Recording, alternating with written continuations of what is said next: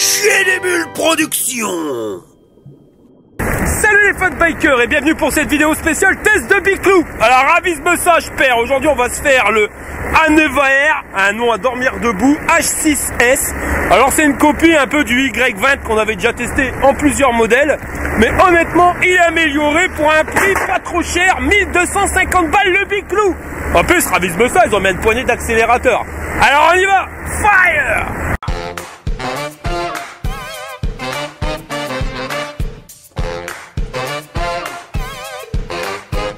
Alors voilà la paupiette quand tu la reçois, 45 kilos le machin, livré par UPS, puis ravise-moi ça, je perds pas un coup de Santiago. Ouais, il doit être malade. Il a même pas mis un gros coup de Santiago du désert. Ah ouais, mais attends, s'il est malade, oh, il va pas manger ce midi.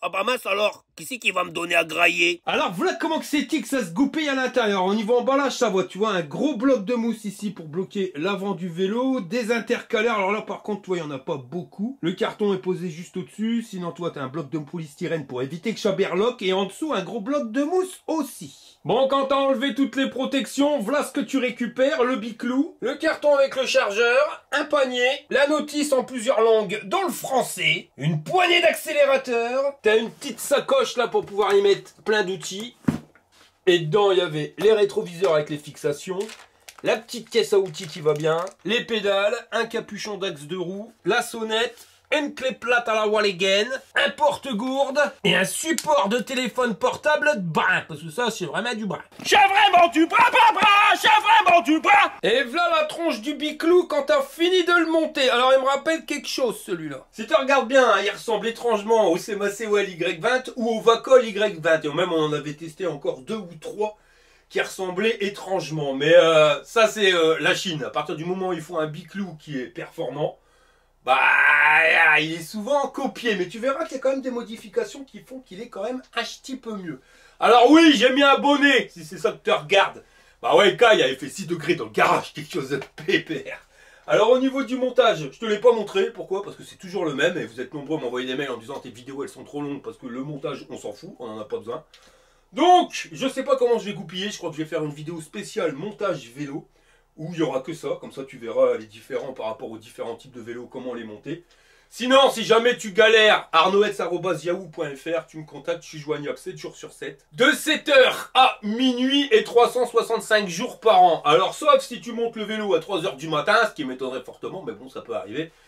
Si jamais tu as le moindre souci, normalement, dans l'heure, je réponds. Et même quand c'est les vacances, hein, c'est bien 365 jours par an. Alors le seul truc que je vais te montrer quand même, parce que ça vous êtes nombreux à galérer, c'est la poignée d'accélérateur manche de pioche. Tu vois, celle-ci elle est différente à installer par rapport aux autres, parce que tu l'as vu, elle était dans le carton et pas montée sur le vélo. Parce qu'avec la poignée d'accélérateur, c'est pas homologué PTT, donc maintenant ils vont te le mettre de plus en plus dans le carton, ça sera à toi de le monter ou pas. Donc on pourrait croire que c'est une poignée à antiquer directement dedans. Ouais, tu dois l'antiquer, mais si tu regardes bien ici, il y a un trou, c'est pour pouvoir y mettre une clé BTR. Tu l'antiques dedans et il va falloir que tu tournes pour le visser. Parce que dans là, à l'intérieur, on voit pas, mais il y a un bitonio. Alors t'enlèves l'autre poignée, hein, utilise un compresseur, c'est quand même nettement plus simple. Et après tu vas mettre la poignée d'accélérateur. Alors tu vois, ça s'antique sans problème dedans. Mais il va falloir que tu visses. Et que tu visses longtemps. Voilà, vous êtes nombreux à me dire « Ah, bah ça tient pas !» Ouais, parce que regarde le nombre de tours de clé que je dois faire pour que le bordel il se visse. C'est un truc de dingue. Regarde, là, ça marche toujours pas. Faut vraiment y aller gaiement. Beaucoup de tours. Voilà. Tu serres à fond. T'as vu le nombre de tours, hein? C'est un truc de fou. Et là, maintenant, ta poignée à l'installer, elle tombe plus dans le vide. On va passer aux mesures. Alors, le guidon, en position basse, là, il est à 1,22 m du sol. 1,29 m en position haute. En position basse, la selle est à 88 cm. Et 1,1 m en position haute. Le porte-bagages à 65 cm. Et pour le jeté de guibole, on est à 40 cm si t'es pas ici. L'axe de pédalier est à 29 cm et demi du sol et à 17 de l'axe de la pédale. Tu l'auras repéré, mais ici on a une charnière, c'est parce que c'est un vélo pliant. Alors en premier, ce que tu vas faire, tu vas aller au niveau de la potence. Ici, tu vois, tu as un petit bitonio, c'est une sécurité. Tu le soulèves et tu tires sur le bordel. Il faut bien l'appuyer à fond, hein, parce que regarde, ça va venir dégoupiller le système. Si tu l'abaisses pas à fond, le bordel, tu n'arriveras pas à l'abaisser. Et après, ben, tu abaisses le guidon. Voilà, ça c'est pas compliqué. Eh ben ça va pas être compliqué non plus pour le José, avise-moi bien ça, je perds, il va vite te le plier, allez cascade. Bah ouais, j'en pique à José. Un petit bitonio ici aussi pour la charnière du cadre. Hop, tu tires dessus. Et maintenant, tu vas pouvoir plier le vélo. Alors par contre, fais gaffe aux pédales, sinon tu vas mettre un coup dans le cadre et puis tu vas tout déglinguer. Et voilà. Ton vélo, il est plié. Alors un truc qui est pas mal, c'est qu'ici, ils nous ont mis une patte. Voilà, c'est juste pour qu'il repose dessus et pas sur le pédalier. Ça évite de déglinguer le plateau. Et le truc qui est moins bien, c'est qu'ils t'ont mis des pédales qui sont pas forcément escamotables. Donc tu peux pas les replier. Alors si t'as besoin de place pour le mettre dans un camping-car, bah ça devient plus large. Alors pas de panique, avec une clé de 15, t'arriveras à les démonter. Mais bon, quand c'est pliable, c'est quand même mieux. Ça va beaucoup plus vite que de devoir sortir une clé à chaque fois pour pouvoir les démonter. Et tu vas comprendre pourquoi l'utilité des pédales escamotables, c'est que là je l'ai collé contre le mur et on a 55 cm au point le plus haut, là, ici au niveau du porte-bagages, donc 50 cm de large. Mais si tu laisses les pédales telles quelles, eh ben on est à 60, donc faudra les enlever pour que ça prenne un encombrement en largeur 55 cm. On a 1,18 m de profondeur et 83 cm du sol à la position la plus haute. Après, si tu regardes bien, tu peux gagner encore un petit peu en largeur comme ça, parce que là, tu as le panier qui vient taper directement dans ta selle. Et si tu l'enlèves, bah, tu arrives à le plier beaucoup plus, et là, tu n'as plus 55 cm de largeur, mais 49. Et 55 si tu laisses la pédale. Ouais, et si tu démontes tout et que tu le fous à la poubelle, bah il prend encore moins de place. Pas possible de dire des conneries comme ça. Bon, hé, quand est-ce qu'on mange, hé, gros boubours? C'est la Maryse. Je m'appelle pas Maryse. Allez, pousse-toi. Et pour la position de conduite, ravise-moi ça, je perds. C'est la Maryse. Tu dis rien. Ça sert à rien, je me fatigue pas. Oh, c'est même pas drôle. Bon bah, on monte alors. Alors, le jeté de chaussons moumouté en peau de mammouth véritable. Putain, c'est vachement haut le guidon. Ouais, pourtant j'ai mis en position la plus basse que tu puisses avoir. Coquetin pinche, position bien droite. Ouais. Ça résiste à un poids max de 150 kg. Et pour un pilote, entre 1,68 m et 2 m. Toi, tu fais 1,71 m, c'est bien ça? Ouais, voilà, on voit. Là, 1,68 m, il est bien dit. Hein. Plus bas, ça risque de craindre. Ouais, carrément. 1,68 m, c'est bien. Et qu'est-ce que t'en penses? Bon, ça a l'air bien, c'est une bonne position. Hein, bien droit, là, on peut pas dire mieux. Non, c'est bien. En sachant que le guidon, il est mis en position la plus basse. Bon bah parfait, on te remercie avec tes magnifiques chaussons. Moi, j'ai pas froid mes pieds. Alors c'est parce que c'est moumouté que t'as pas froid? Ouais. Non bah parce que moi depuis ce matin, je me gèle le cul ici. Tu penses qu'il faudrait un slip en tout mouton? Ouais, un slip moumouté. Va falloir que je regarde si ça existe. Ah, tu vas m'acheter ça? Un slip moumouté, ouais. Ah, Ça ouais. devrait plus fort ton cul. Ah, la classe. Allez, je m'en vais faire à manger, il est l'heure. Ah bah, enfin quelqu'un de sensé dans cette maison de babache. Bon bah les gars, moi je vous laisse parce que tu l'as entendu, il est l'heure de manger. En attendant mon slip moumouté, on va regarder le cadre. Alors on est sur un truc en aluminium avec des belles et grosses soudures. Tu vois, il y a du renfort ici. Il y en a là aussi et là. Ici le boîtier avec le contrôleur, mais comme tu peux voir, les soudures, c'est des grosses soudures de ma boule. Le cadre, il pèse 37 kg. Enfin, pas que le cadre, mais avec la batterie. Alors par contre, je t'ai dit une connerie au niveau de la capacité max, c'est pas 150 kg, mais 30 kg de plus, soit 180 kg. Là, on commence à arriver sur des trucs vachement costauds, mais de toute façon, tu le vois. Au niveau du cadre, le truc, il est quand même beaucoup plus épais que ce qu'on pourrait avoir sur le CMA-COL Y20 ou même le Vacol Y20. Hein. Tu vois que le cadre, voilà, c'est beaucoup plus mastoc. Par contre, tu l'auras vu aussi, ben, sur le cadre, t'as aucune suspension. Alors, ils ont contré ça avec un tube de sel à suspension, puis un système gel, là, tu vois. Franchement, celle-ci, elle est super confortable, j'ai rien à dire. Le souci, c'est que ça agrandit, enfin, ça met plus haut le point d'assise pour ton vélo. C'est pour ça, elle est 1,68 m, tu vois. Si tu mesures 1,60 m, je dis pas que tu pourrais pas monter dessus. Faudra juste dégager le système de suspension, et là, tu vas gagner 6 ou 7 cm, et puis repasser sur une selle un peu tape-cul, qui sera beaucoup moins épaisse, parce que mine de rien, entre là et là, eh bien, t'as 20 cm. Alors pareil, pour le tube de sel à suspension, c'est pratique parce que ça fait récupérer une suspension. Deux problèmes qui s'offrent, hein, c'est que le système ici, c'est bien, mais t'as intérêt à le serrer comme un bourrin parce que sinon, tu vas te prendre un trou et ça va finir par remonter, puis ça, tu te prends dans le derche. Et un autre souci, ben, c'est au niveau du pivot ici. Pourquoi? Parce que, regarde, c'est pour pouvoir enlever ta batterie sans enlever le tube de sel. Donc, c'est cool, tu vois, ça te permet d'éviter de retirer directement le tube de sel. Le souci, c'est qu'à la longue, eh ben, si t'es gros, le pivot, il prend du jeu. Et au bout de 1000 km, ça commence à berloquer un petit peu comme ça. Et c'est pareil, cette selle-là, elle est bien, tu vois, mais les ressorts, ils tiennent directement sur de la tôle emboutie, hein, ça paraît épais la pâte, mais non, c'est fin, c'est juste parce que c'est embouti. Donc, c'est résistant, hein, j'ai rien à dire là-dessus. Le truc, c'est que si t'es assez gros et que t'as un problème pour monter ton vélo, parce que t'as un problème de genou ou un problème à la hanche, eh ben ça va se déformer, je te le dis, parce que vous êtes nombreux à me ramener vos vélos au bout d'un an, 2 ans d'utilisation pour que je vous fasse la vérification. Le truc, c'est que c'est bien, moi je suis content, comme ça au moins ça me permet de voir exactement comment ils vieillissent les vélos.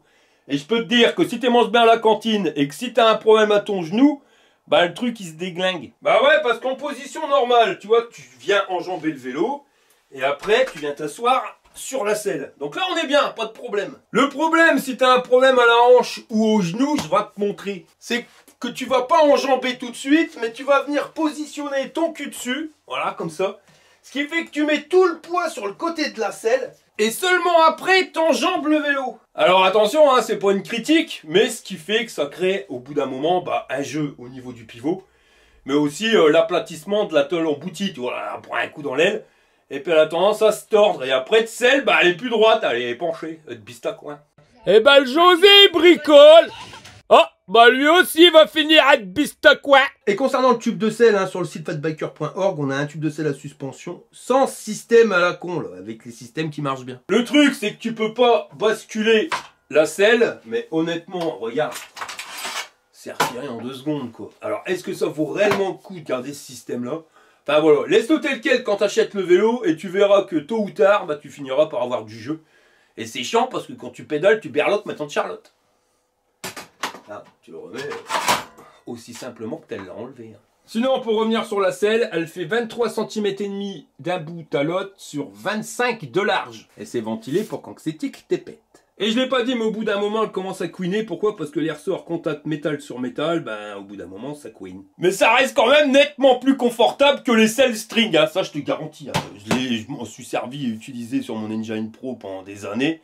J'en étais content. À part que, bah voilà, l'histoire de grincement et du ressort qu'il faut retourner. Eh ben, 3 heures pour parler d'une selle. En clair, elle berloque, elle va finir par péter, et tu vas prendre le truc dans le derche. Puis après, on t'appelle mon oncle. Voilà, avec Monsieur Jack, il y en a pour 3 secondes. On continue la visite guidée, donc là on arrive sur un porte-bagages en tube soudé qui fait 41 cm de long sur 18 de large. Et il est installé sur ton vélo par l'intermédiaire de 2 vis de chaque côté. Et ça a l'air d'être vachement costaud. Dessus, ils nous ont mis un magnifique feu à câble. Donc normalement, tu as le feu stop et les clignotants. En dessous, un garde-boue en plastique qui berloque pas, avec un point de fixation ici, un juste là, et le dernier qui se trouve là. Et comme tu peux voir, c'est taillé jusqu'à l'axe de pédalier, donc tu saliras pas tes mocassins. Au niveau des pneus, c'est les Harrison. Alors pas les Shaoyang Harrison, mais les Harrison tout court. Alors tu vois, ça c'est des beaux dessins qui te permettront de bien rouler sur le bitume, mais aussi sur chemin sec. Les crampons sont quand même vachement bien prononcés. Ils sont en dimension 20 par 4, montés sur une jambe donc en 20 pouces, à rayon avec un catajob pour être homologué PTT. C'est un moteur moyeu arrière, alors il est en 48 volts sur 250 watts. Il a une vitesse max de 25 km/h. Sur leur site, on nous indique que la vitesse, elle peut être débloquée pour un couple de 65 Nm capable de grimper une côte de 30 degrés. Alors ce vélo-là, il est homologué PTT pour rouler sur la voie publique, mais à condition que tu débrides pas la vitesse max, hein, parce que vous êtes nombreux à m'envoyer des mails en me disant « Moi, je veux un vélo qui soit avec une étiquette EN 1594 ». D'ailleurs, j'ai pas vu l'étiquette sur le vélo, donc ça veut dire que c'est homologué PTT pour rouler sur voie publique. Mais je veux qu'il soit débridable. Eh les copains, à partir du moment où tu débrides ton vélo et qu'il roule à plus de 25 km/h sur la voie publique, ton truc il est plus homologué. Voilà. Donc police, menottes, prison, c'est interdit, t'as pas le droit de rouler avec. Et c'est pas compliqué pour l'agent de police de venir directement te contrôler. Hein. Voilà, regarde, tu soulèves le vélo, tu soulèves la roue arrière, assistance 5, poignée d'accélérateur, tu roules à 35 km/h. Alors pas seulement je fais des frites, t'as beau avoir toutes les étiquettes possibles et imaginables que ton truc il est homologué, tu viens de faire sauter l'homologation. Donc plus de 25 km/h, avec toutes les étiquettes que tu veux, ton bordel, t'as pas le droit sur la voie publique. Police, menottes, prison. Eh ben José, je crois que cette barrière, elle est pas homologuée non plus. Sur le moteur, ils t'ont mis une cassette 7 vitesses Shimano SIS avec 28 dents pour le plus grand plateau, 14 pour le plus petit. Pour les changer, c'est un magnifique dérailleur Shimano tourné TZ. Par contre, aucune protection de dérailleur. Câble électrique et câble de dérailleur, tout ça, ça passe en apparent directement au niveau du cadre. Ça rentre dans le boîtier du contrôleur pour les câbles électriques. Et pour le reste, ça ressort directement ici. Ça vient rentrer dans le cadre. Et ça ressort ici pour rejoindre le guidon. Et comme tu peux voir, ils t'ont mis un petit pépion en silicone pour pas abîmer tes câbles. Pour entraîner la roue, on a un plateau de 48 dents en tôle avec 2 flasques en plastique pour pas salir ton pantalon de jogging. Les manivelles en métal forgé Prowell. Alors au niveau des pédales, je te les ai montrées tout à l'heure, tu vois, on est sur de l'aluminium. Alors il y a des pépions, c'est bien si t'as des semelles tendres, mais dès que t'as des semelles dures, eh ben ça dérape. Et ça c'est réalisé sans trucage, hein, je te garantis. Après sur les Santiago, c'est des semelles en cuir mon copain. Après, faut être complètement babache pour aller faire du vélo avec des godasses pareilles. Enfin, je dis ça bêtement. Je sais pas sur toi, mais sur moi c'est la classe. Ouais, la classe à Dallas. Ou pas. À l'avant, on nous a mis un garde-boue qui est taillé jusqu'à l'axe de pédalier. Ça, c'est bon pour tes mocassins. Et tu vois le truc, il berloque pas avec une patte de fixation ici et une juste au-dessus au niveau du feu. Le feu, celui-ci, il me dit absolument rien. Donc ça, c'est un LED lenticulaire. On verra tout à l'heure ce que ça donne en éclairage. Et ici, on a le catadiop blanc pour être homologué. Les pneus, les mêmes qu'à l'arrière. Les Harrison en 20/4. Toujours un catadiop pour être homologué. Jantes à rayons. Et tout ça, c'est installé sur une fourche à suspension qui est bloquable, débloquable. Et de l'autre côté, qui est réglable. Et au niveau des battements, enfin là je l'ai claqué, tu vois. On a 60 mm pour des tubes de fourche de 28 mm de diamètre. On nous a mis un magnifique panier en tube soudé. Il tient avec les 4 vis sur le cadre du vélo. 30 cm de longueur, 26 de largeur, sur 10,5 de haut. Alors comme tu peux le voir, à première vue, ça a l'air costaud. Par contre, ce type de panier-là, c'est pas prévu pour mettre du lourd, tu vois. Viens pas mettre un pack d'eau parce que ça va être trop lourd. C'est bien pour mettre ton sac à main, c'est mieux que le mettre à l'arrière. Pourquoi? Parce que quand tu mets ton sac à main dans le panier, bah t'as toujours l'œil sur ton sac à main. Si jamais tu le mets à l'arrière sur le porte-bagages, tu peux le paumer, on peut t'arracher, puis finalement tu t'en rends pas compte. Là, honnêtement, c'est pratique. Mais je dirais 3, voire max 4 kilos. Parce que même si tu as une belle soudure ici, les tubes ils restent fins. Et si tu mets trop de poids, eh ben tu vas arracher le tube qui est là. Je te dis, j'ai déjà eu le tour. Hein. J'avais mis mon chien au début dans un des paniers des premiers vélos que j'avais essayé, le SMA COL GW20. Et j'ai pas fait 10 km que le panier, tu voyais qu'il commençait à berloquer et que les tubes ils commençaient à s'arracher. Donc 3-4 kilos max, pas plus. Ouais, qu'est-ce que t'as l'air de dire? Que je suis trop gros? Mais je dis pas que t'es trop gros, monsieur Jack, mais t'es trop gros. Tu vois pas tout ce que tu bouffes. Ouais, bah je te signale que je bouffe exactement la même chose que toi. Bah c'est peut-être pour ça que moi aussi je suis bien enrobé. Bon, ouais, je sais pas si t'as vu, mais il est 12h30, hein. C'est l'heure d'aller casser la croûte. La Maryse, elle attend. Ouais, t'as raison. Bon allez, on reprend après. Chez le pub, publicité. Si t'as un cheveu sur la langue, paracétamol. Et ça règle le problème. J'ai retourné le vélo pour voir ce qui se passe de l'autre côté, mais déjà rien qu'au niveau du cadre, tu vois tout de suite que le bordel il est plus costaud que le Y20 qu'on a l'habitude d'avoir. Alors on va aller à la béquille. Normalement celle-ci elle berloque pas. Alors classe ou merdasse, chez la classe. Au niveau des disques de frein, on est sur des diamètres de 180. Alors par contre, on n'est pas sur des disques de frein classiques, hein, je sais pas si tu le vois. Mais ils sont quand même nettement plus épais. Et pareil pour les étriers, hein, ça c'est des étriers A9AR, mais enfin ça c'est juste leur nom qu'ils ont mis dessus, ça ressemble étrangement Octet. De toute façon c'est exactement les mêmes plaquettes à l'intérieur. C'est de l'hydraulique, ça marche pas avec de l'huile minérale, mais avec du TOT4, donc du liquide de frein classique. Pourquoi? Parce que c'est pas des freins de vélo, mais des freins de scooter. Et ça freine nettement mieux, je te garantis. De toute façon, la garniture sur ces types de plaquettes, elles sont énormément plus grosses que les garnitures que tu auras sur des freins de vélo. Et ça, déjà, c'est un bon point par rapport à la série Y20 qu'on a l'habitude d'avoir. Cap de moteur et durite de frein, tout ça, ça passe ici directement. Et le même chemin que de l'autre côté, ça passe à travers le cadre pour sortir par ici. Au niveau du capteur, bah c'est pas un capteur de coupe, ça c'est un capteur de cadence. Donc plus adapté au mec qui veut faire du vélo, mais pas forcément obligé d'appuyer sur les pédales. Alors je dis pas que t'es pas obligé d'appuyer dessus, si tu veux appuyer sur les pédales, tu peux. Mais si au milieu de la balade, t'en as plein le derche parce que t'es fatigué, t'auras juste à faire tourner les pédales pour pouvoir entraîner le moteur. Contrairement à un capteur de coupe où il faut tout le temps appuyer sur les pédales. Ici on récupère le boîtier pour le contrôleur. Et ici j'en ai pas encore parlé, mais t'as cette magnifique batterie avec les clés pour pouvoir la déverrouiller qui se trouve juste ici. Si tu regardes bien au niveau de la serrure, t'as plusieurs positions. Alors celle-ci c'est position éteinte. T'es obligé d'avoir la clé pour pouvoir allumer le vélo. Là c'est allumé, éteint. Si tu veux déverrouiller, tu vois, il y a un pépion ici. Bah ça va pas. Non, il faut que tu appuies sur la clé pour pouvoir la tourner et ainsi la déverrouiller. Et pour l'enlever, tu soulèves la selle. Alors par contre, toi, le truc un peu con, c'est que tu es obligé d'enlever la fixation parce que sinon ça bloque dedans. Donc au final, mets un tube de selle classique, ça sera pareil.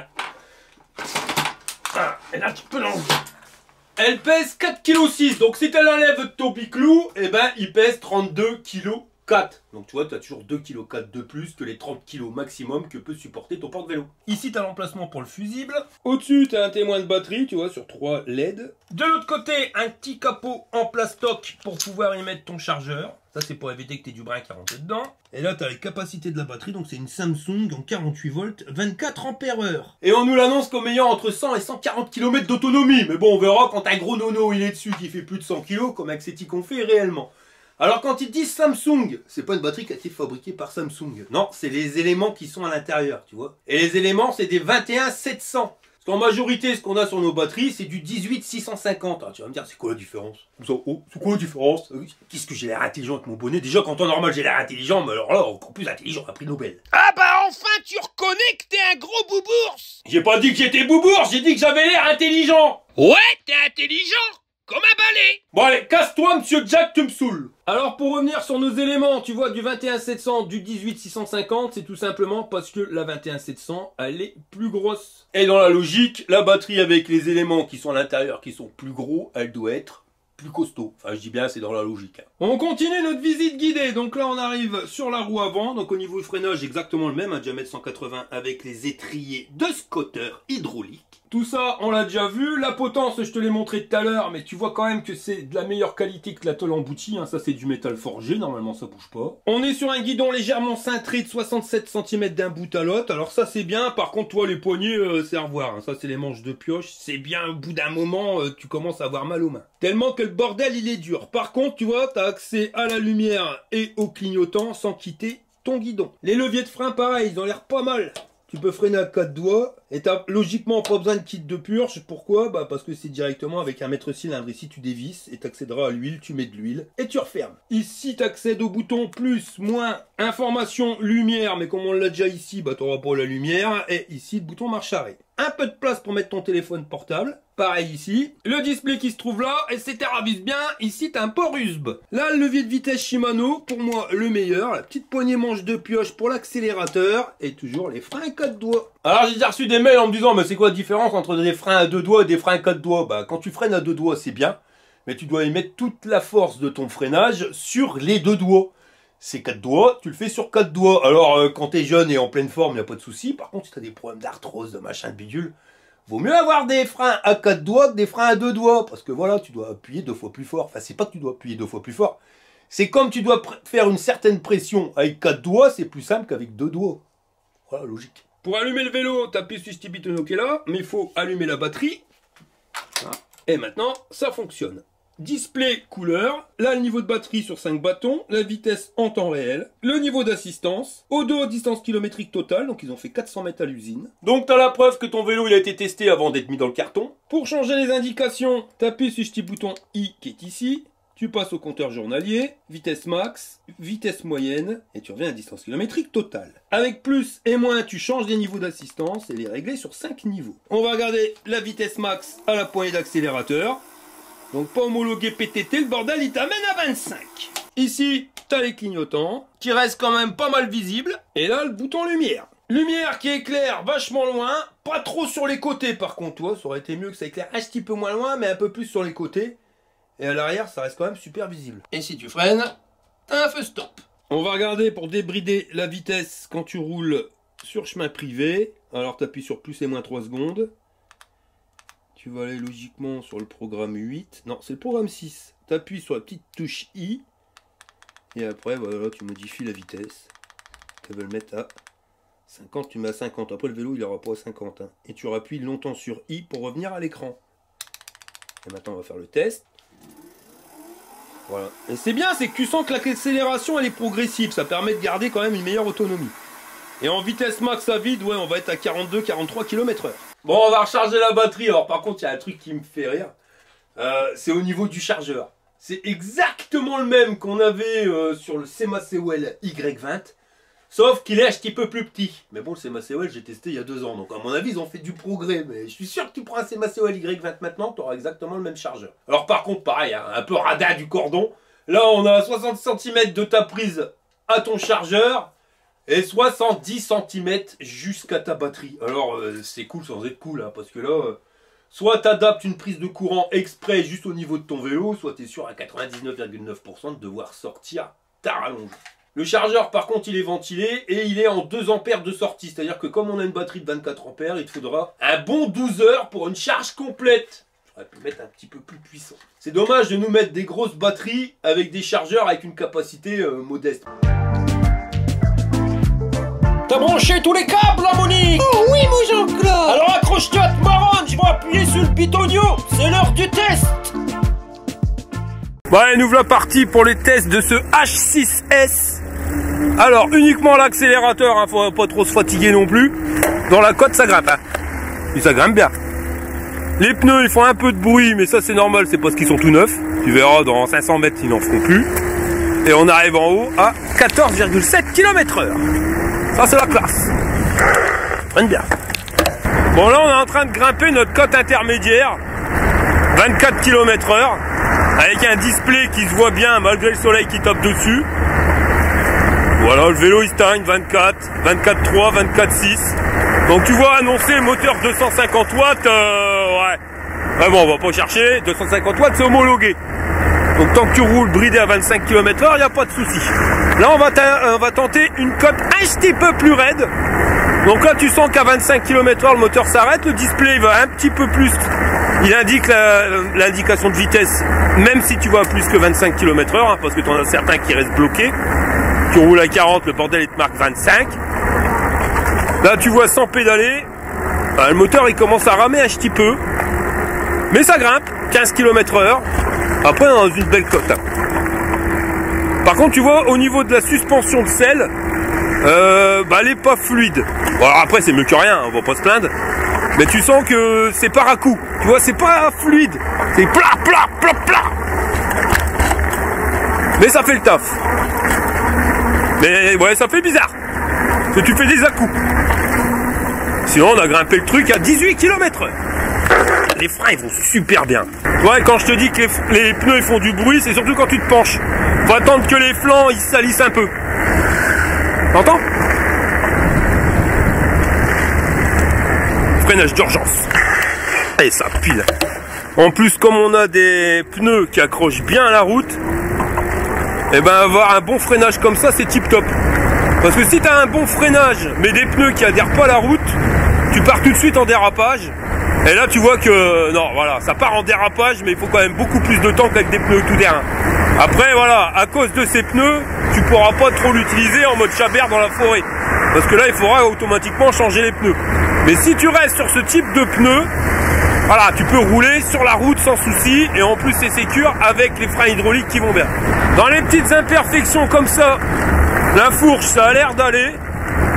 Le tube de selle à suspension, bon, bah c'est par à coup, comme je te l'ai dit. Mais de toute façon, on a quand même une selle qui est top confort. Donc ça, c'est l'avantage. Parce que quand tu as des selles string, bonjour, ça te rentre dans le derche. Là, elle est vraiment bien large, ton cul est posé dessus, elle est confortable. Enfin, là, elle est tip top. Bon, les pneus, ils vont bien. Hein. Franchement, hein, sur bitume, la classe à Paname. Hein. Bon, on va tester les niveaux d'assistance. Refreinage d'urgence. Waouh. Alors, assistance 1. On va lancer au pédalier, plus d'accélérateur. Bon, là, par contre, il te faut un bon demi-tour de pédalier pour lancer la machine. On est à 10 km/h. Même pas, ouais, 9. Assistance 2. Là, tu sens un petit à-coup à l'accélération. Et on est à 14 km/h. Assistance 3. C'est pareil, tu sens un petit à-coup. Mais c'est vraiment léger. Et on est à 17-18 km/h. Assistance 4. Tu sens pas trop d'accélération, c'est progressif. Et ça va t'amener à 21 à l'heure. Et assistance 5, c'est pareil, tu sens pas d'à-coup, c'est progressif. Et ça va t'amener à 25. Est-ce que la poignée d'accélérateur est taillée sur le niveau d'assistance? C'est ce qu'on va voir tout de suite. Je me suis mis en assistance 2. Et quand j'accélère, je suis taillé sur le niveau d'assistance. Ça, c'est royal. Et pour l'instant, tout va bien avec le vélo.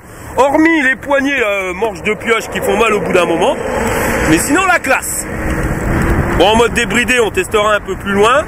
On va regarder au niveau de la cadence de pédalage quand tu es à 25 km/h.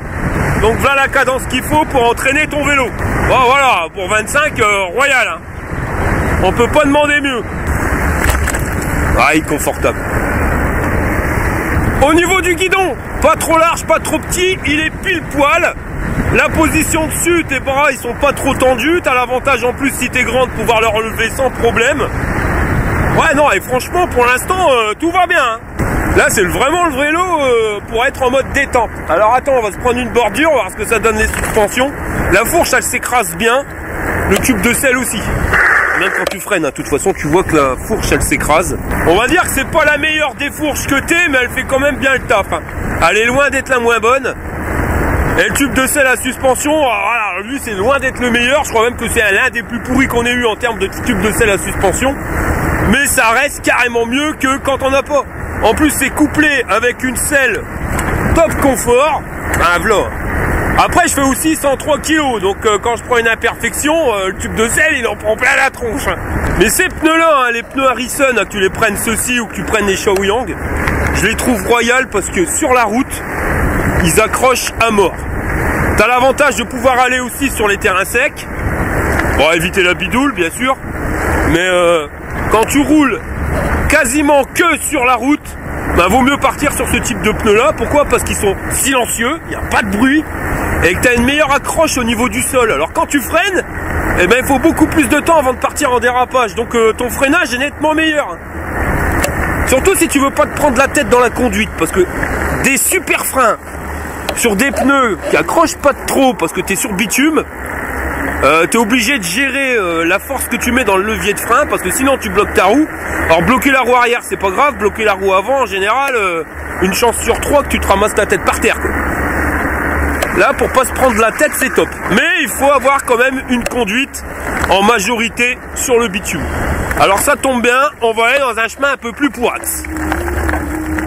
Puis t'as vu, hein, depuis tout à l'heure je suis uniquement à l'accélérateur. Enfin, roule ma poule quoi.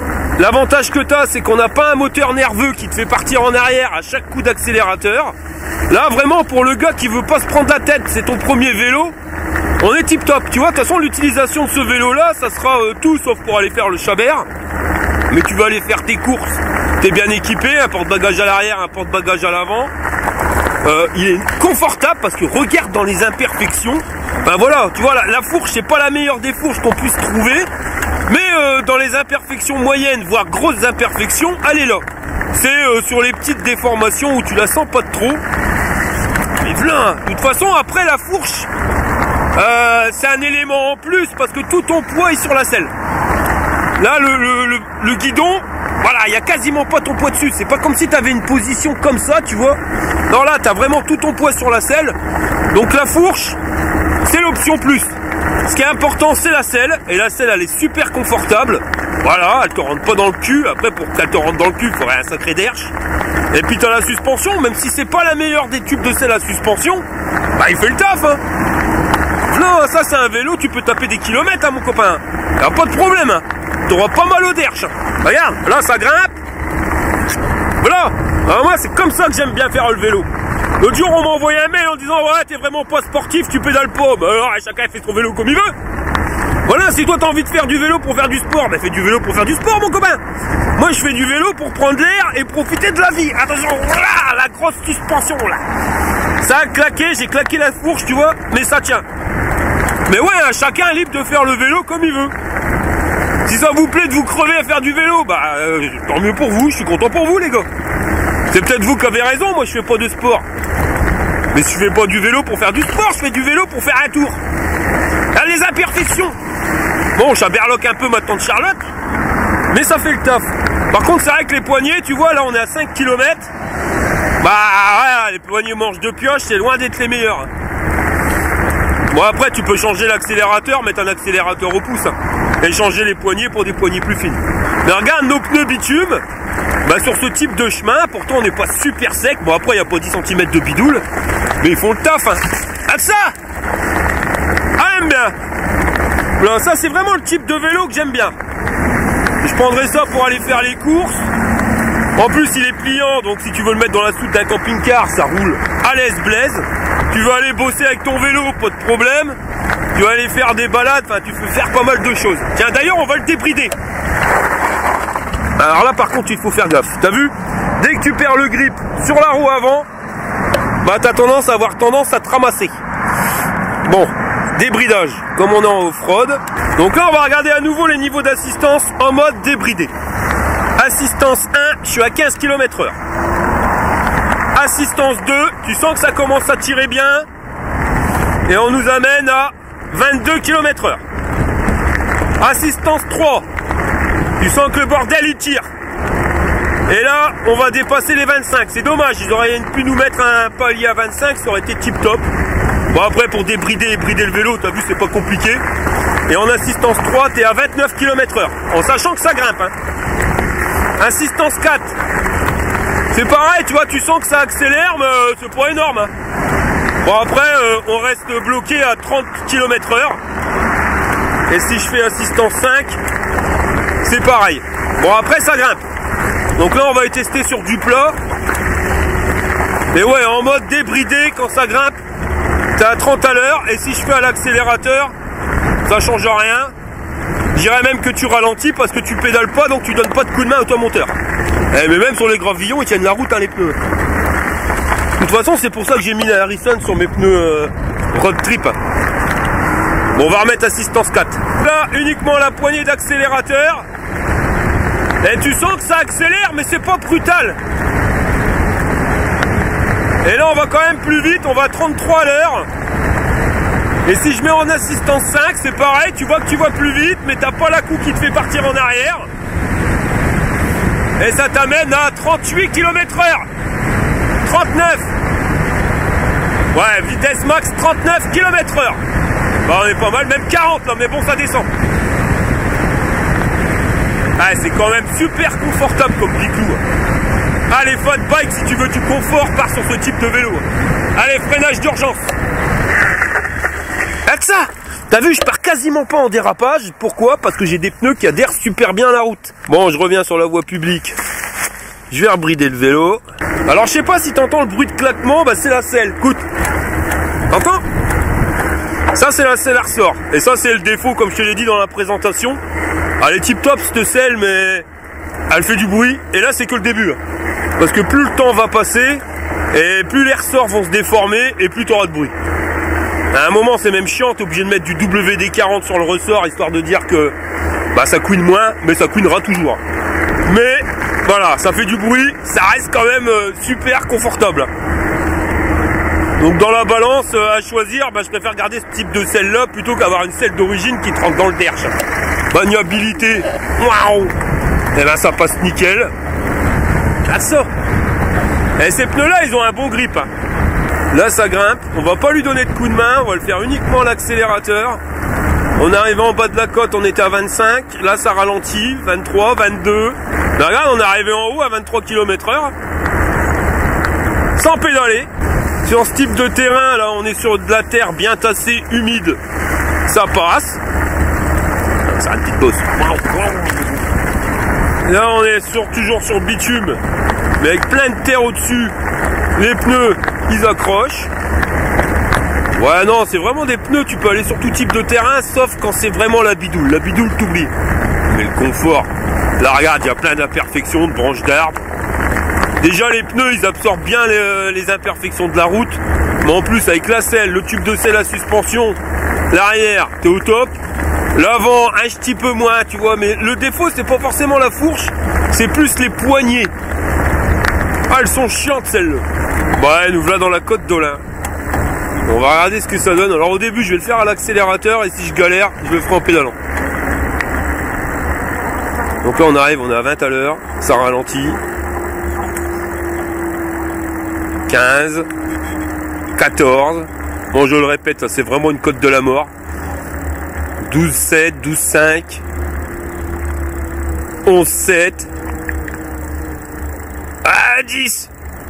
Ah tu vois quand même que le moteur il est moins puissant que les Y20 chez Semasewell ou de chez Vacola. On est sur un moteur moins puissant, ça c'est certain.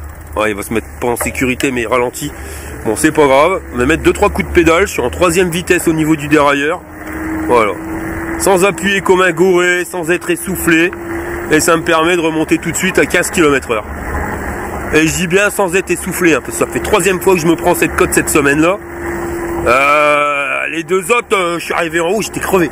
Et quand le premier, J'avais arrêté avant. Mais là, regarde. J'arrive en haut, je suis à 16 à l'heure. Même pas fatigué, même pas essoufflé. Hein. Par contre, le moteur, tu sens. Hein. Waouh, là, il galère. Mais écoute, le silence des pneus, c'est un truc de dingue. Ah ouais, ça, c'est le vélo. Si tu veux apprécier la vie, il est au top du top. Hein. Honnêtement. Surtout qu'on est sur un prix à 1250 balles avec le coupon de réduction. Voilà, pas de quoi se prendre la tête. Hein. Comme ça. Puis ils accrochent bien la route. Bon, je te le déconseille si tu vas faire beaucoup de tout-terrain. Ou alors il faudra prendre ce type de vélo là, mais avec des pneus tout-terrain. Mais voilà, si tu veux faire du tout-terrain, le moteur il est peut-être limite. Pour de la route, nickel. Pour le tout-terrain, part plutôt sur ses cousins. Bon, on va tester la cadence de pédalage à 45 km/h. Je vais profiter qu'aujourd'hui on est en semaine et qu'il n'y a personne dans le parc. Là, la cadence, tu vois, voilà, c'est pas vraiment fait pour rouler à fond. On est à 38 km/h et voilà la cadence. Bon, il y a des gamins, je vais freiner, je vais arrêter les conneries. Mais bon, quand tu vois 38, alors imagine à 45, tu pédaleras dans la choucroute. Ça, c'est le vélo pour apprécier la vie, les amis. Ah, ça, je vous le dis. L'avantage, c'est que si tu veux faire du sport, bah, tu peux faire du sport. Hein, tu peux appuyer sur les pédales si tu veux. Je vais ralentir quand même le niveau de vitesse. On va se mettre en assistance 2. Mais tu peux pédaler, tu peux appuyer sur les pédales. Mais t'es pas obligé non plus.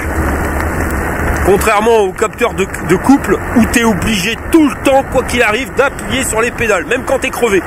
Là, tu pars de chez toi, tu es en pleine forme, tu appuies sur les pédales, et puis quand on a plein le cul, regarde, hop, tu fais tourner les pédales à cette vitesse-là, et tu vas entraîner quand même ton vélo. Donc pas forcément obligé de mettre la poignée d'accélérateur, hein, comme ça tu restes homologué PTT, mais tu n'es pas obligé non plus d'appuyer comme un gouré. L'inconvénient, c'est que tu peux pas faire trop de off-road. Là, j'irai dans la forêt. Avec la pluie qui est tombée, bah, j'irai pas loin. L'avantage, c'est que si tu fais beaucoup de bitume, bah, t'as aucun bruit au niveau des pneus. Waouh, waouh, waouh, regarde ça, les imperfections. Waouh, waouh, waouh. Ah, de là, je suis à 50, le bordel, le guidon, il perd le poids dans tous les sens, 51 km/h. Et c'est uniquement en roue libre. Mais le bordel, voilà, il tient la route. Ravisme ça, je perds. Peut-être un peu catapulte au niveau du tube de sel. Mais royal. Ah ouais, royal. Regarde ça. Et pas un bruit. En tout cas, l'autonomie, elle promet. Parce que là, on a fait que grimper pour venir ici. Je suis à 11 km et je suis encore full batterie. C'est une dinguerie. Bon, bah moi, je vais continuer de rouler. On va regarder exactement combien c'est qu'il y a d'autonomie. Et puis bah on se rejoint à la maison pour le débriefing. Bon alors rentrée de la petite balade et 64 km 6 avant de plus avoir de batterie. Bon alors là je suis content, hein. Franchement j'ai pris un panard monumental. Certes 4 degrés ça caille quelque chose de pépère. Mais honnêtement au niveau confort on est quand même sur une sacrée machine. Et je suis content parce que c'est le 3e ou 4e vélo que je teste. Non c'est le 3e vélo que je teste. Les autres c'était pas des fat bikes dont le Ngwe avec le cadre en carbone. Ils m'ont retourné les boyaux. Je te jure quelque chose de fou. J'ai dit ça y est, j'ai fini. Comme ça fait 3 mois d'arrêt que j'ai avec les travaux à la maison, je dis c'est foutu. Voilà, le bide il en peut plus. Là je suis à août. Et non, le fat bike c'est vraiment le vélo le plus confortable. Là. Sérieux, voilà, 64 km, aucun souci. Bon certes, j'ai une bonne selle, un tube de selle à suspension, mais c'est vraiment les pneus qui font que ça amortit tous les défauts de la route. C'est un truc de dingue. Donc si tu as des problèmes de dos ou des problèmes à tes boyaux, enfin voilà quelque chose où il ne faut pas que tu sois trop remué, pars plus sur un fat bike qui va vraiment absorber tous les défauts de la route. Voilà, c'est quand même nettement plus plaisant, hein, parce qu'il y a des moments, les vélos, ils t'arrachent le bide. Sinon, ce vélo-là, ouais, j'en suis content, c'est vraiment une pépite.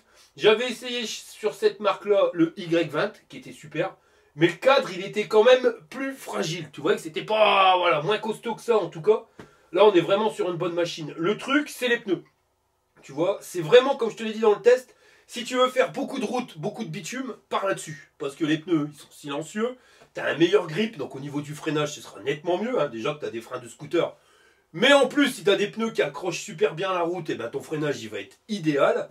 Le truc, c'est qu'il faut faire gaffe, c'est quand tu arrives dans la bidoule. Alors, les chemins de terre secs, aucun souci.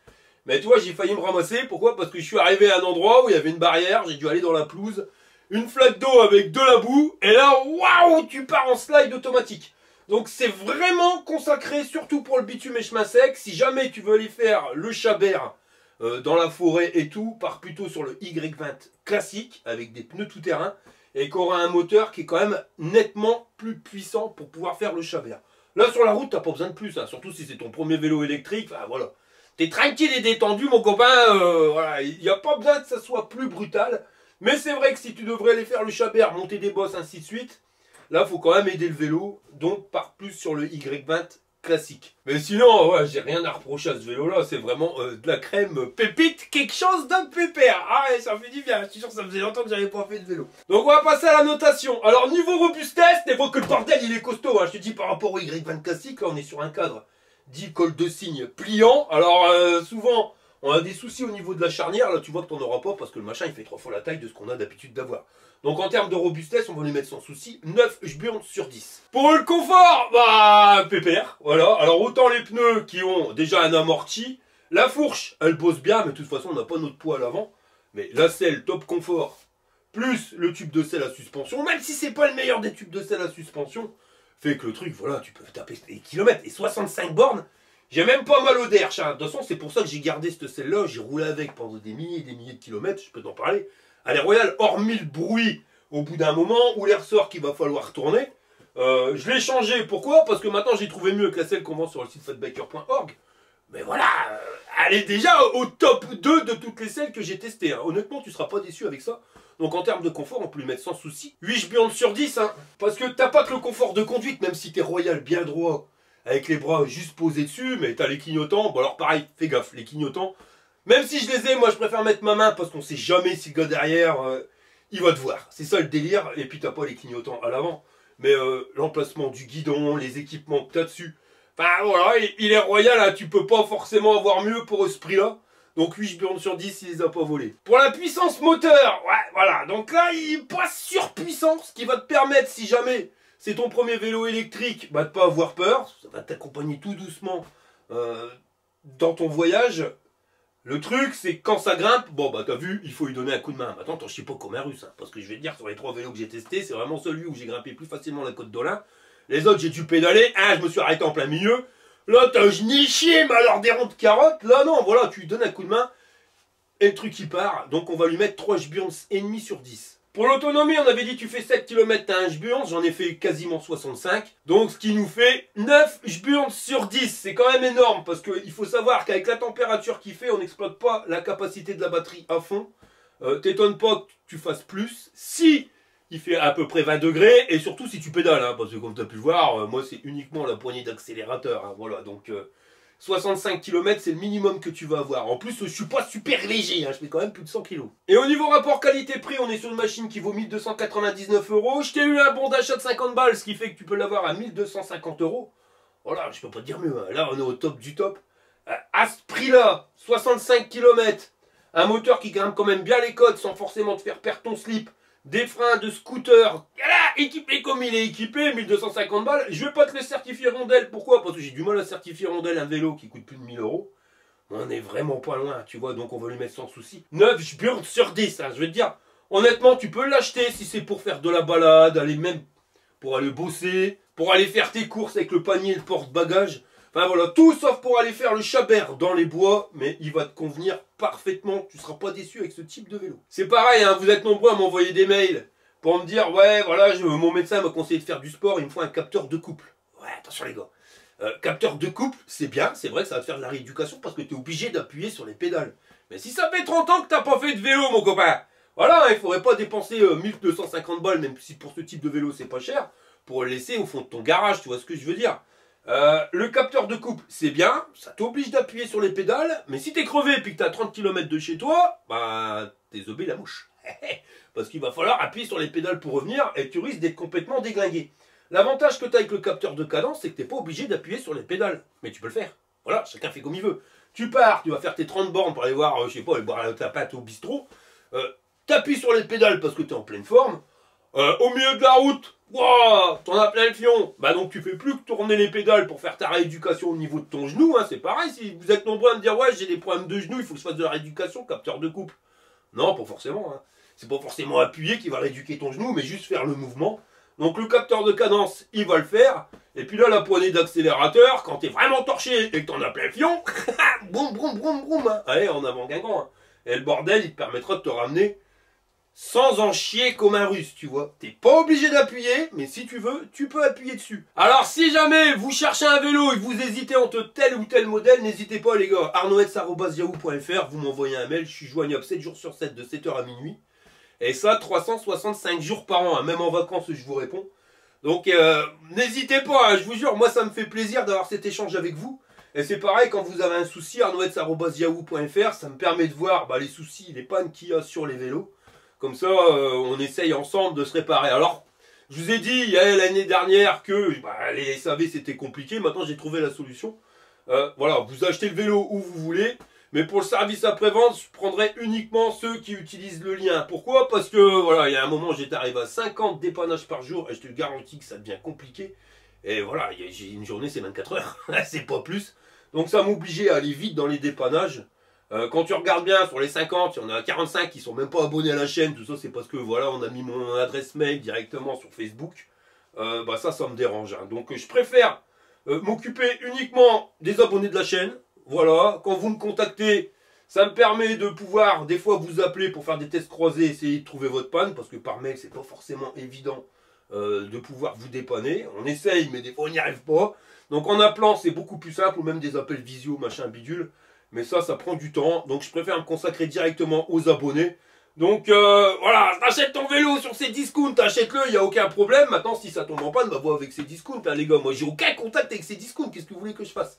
Maintenant, tu vas le prendre directement à l'usine. Là, j'ai des contacts, et là, je peux t'aider, c'est la logique, quoi. Voilà les gars, on arrive à la fin de cette vidéo. Si ça t'a plu, je te pouce en l'air. Si t'es pas abonné, abonne-toi. Et je vous dis à la prochaine pour une prochaine vidéo. Allez, fire!